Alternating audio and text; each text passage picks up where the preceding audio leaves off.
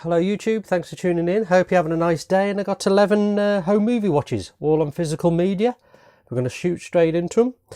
The first one was on my post-community vote I put out with 3 movies, and this one won. It's from 1971. Stars the great Julie Christie and Warren Beatty. McCabe and Mrs. Miller, directed by Robert Altman, is it? Yeah, Robert Altman. Yeah, it's quite bleak. It's a lot of snow. Yeah. It's got a great scene in here. He's running the town and he's building the town. She comes into it. She's like a madam of a whorehouse. So she brings prostitutes with her, but she hasn't eaten for like days. And she orders 4 eggs and a stew. Massive meal. She hasn't eaten for days. She's scoffing it. Now, Warren Beatty, I'm not his biggest fan. He's all right. He's all right, you know what I mean? But the acting Warren Beatty does here, and he doesn't even say a word. He's just looking up at her, down at her, up at her, down at her when she's eating. And it is the best bit of acting I've ever seen him do. It's fantastic. Seems to go on forever. Probably goes on for a couple of minutes, but it's just fantastic scene. One of my favourite scenes in this film. It really was. I was just laughing my head off. It was so funny. Yeah, so yeah, very bleak ending and yeah, decent enough. McCabe and Mrs. Miller. I might be doing John Carpenter top 10 one of the days, and I thought I'd revisit In the Mouth of Madness from 1994, as I've not seen it for ages. It's not one of my favourites. I thought I'd like it better than I did, to be honest. Yeah, it's not aged well with me really. It's all right. It's not too bad. It's a bit off beat. It's a bit wacky. It's a bit some good chills in it, good, you know what I mean, good effects in it, I suppose, and the end, I quite like the ending. Sam Neill's always good, isn't he? So yeah, In the Mouth of Madness, one of my favourite films of all time. I love this, man. Return of the Living Dead from 1985. Absolutely fantastic film, really is. And the 4K of this looks stunning. It really does.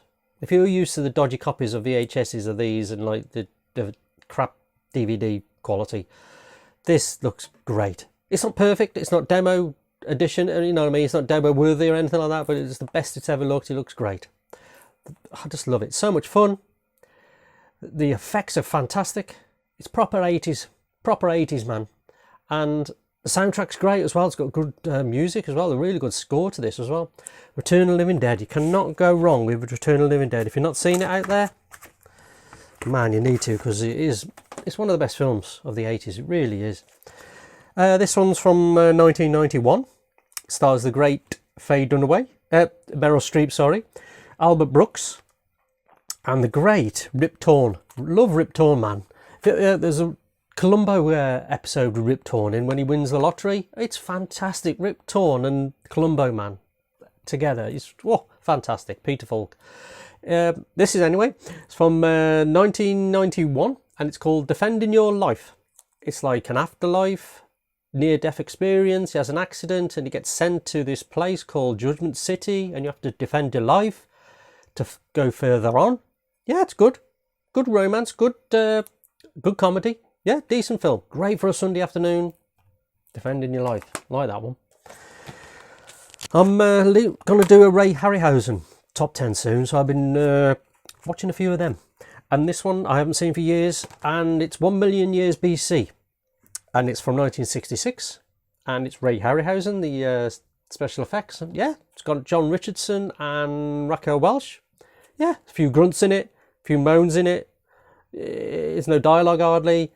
There's not much of a story really. Yeah, but it's watchable, you know what I mean? It's watchable. Not the greatest film ever, but stop motion's beautiful, of course. And yeah, Raquel Welch looks gorgeous. What can you say? 1 million years BC. Love this one. Not seen this one all the way through, and it was on Jim's channel, and he said how good it was from 1979. And I said, Jim, I haven't seen this for years. I've got to buy it. And I absolutely loved it.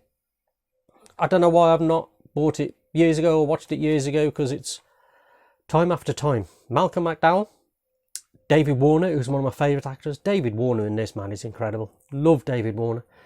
Mary Steinberg, who's from Back to the Future 3. Yeah, fantastic film. Time travel, a bit far-fetched.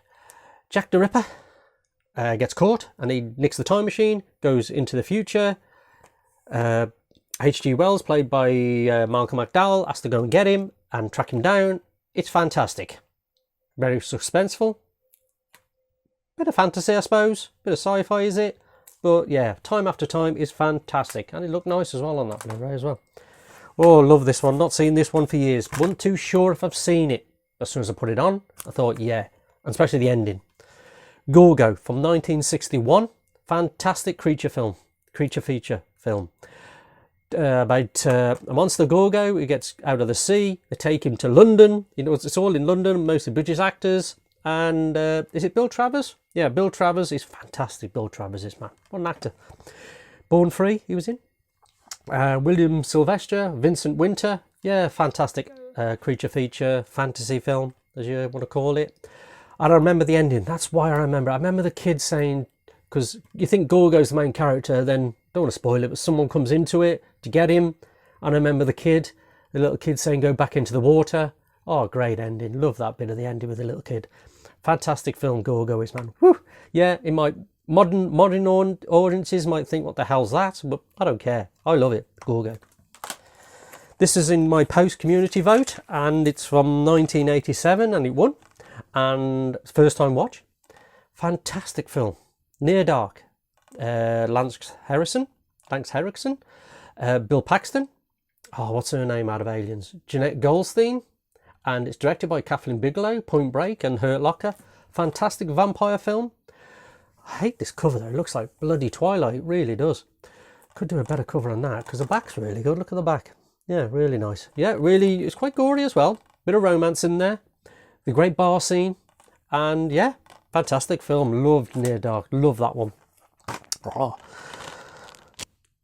Ray Harryhausen is one of my favourites, and I'm going to do a top 10 Ray Harryhausen. So I've been watching a few of his, and this one has always been low down. And I remember seeing it years ago, 40 odd years ago, thinking, I didn't really like it that much, but I revisit it, and my God, it is 100 times better than I thought it was going to be. Jack the Giant Killer is awesome. What a surprise this was.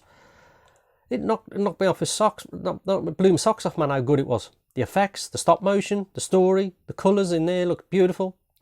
The baddie by, oh God, the baddie, I'm going to get his name wrong. Is it Torin Thatcher, who plays Pendragon? What a villain.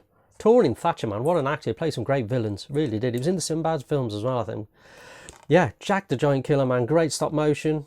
As you can see by the back there, look at that. Just fantastic. Sunday afternoon, at its finest. Ray Harryhausen, at its finest. It's up there with me, with Jason the Argonaut, Sinbad and Clash of the Titans. It really is. If you've not seen that, man, Jack the Giant Killer. Woo! Fantastic. Two from the last two now. The last two is from Dario Argento. The first time watch for me, from 1982. Tenebrae, the Giallo slasher. Yeah, good film. Decent enough. Not mad on Giallos, to be honest, because, I don't know, just they're alright. I can watch them, you know what I mean. Yeah, but this was decent enough. Got good chills in it, good kills in it, good soundtrack.